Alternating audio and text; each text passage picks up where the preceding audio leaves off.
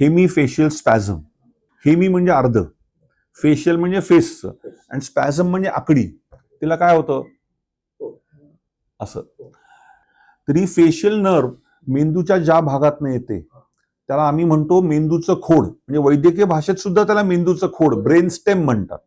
तर त्या brain stem मधनं अनेक नर्व्स बाहेर येतात.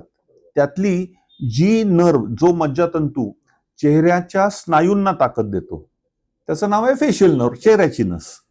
ती नर्व, तो मज्जातंतू खोडातनं जिथनं निघतो, आता जवळपास त्याच्या रक्ताच्या नळ्या असणारच, तर रक्ताच्या नळ्या थोड्याशा लांब असतात, पण काही काही लोकांमध्ये एक रक्ताची नळी अशी येते आणि फेशियल नर्व ज्या भागातनं निघते बरोबर तिथे दाबते. त्याला आमच्या भाषेत म्हणतात रूट एंट्री झोन. रूट म्हणजे नर्व रूट, एंट्री झोन जिथे तो प्रवेश करतो ब्रेनस्टेम मध्ये, बरोबर त्याच बिंदूला दाबतात.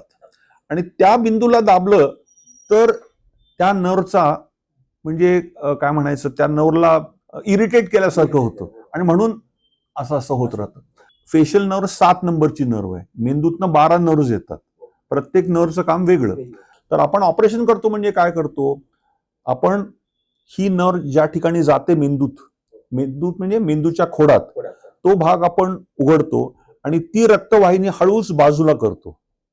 आता बाजूला गेली तर ती परत येईल, म्हणून त्या बिंदूला एक स्नायूचा किंवा कुठल्या इतर पदार्थाचा असा एक गादी ठेवतो, म्हणजे ती रक्तवाहिनी जरी परत आली तरी ती नसेला स्पर्श करू शकत नाही.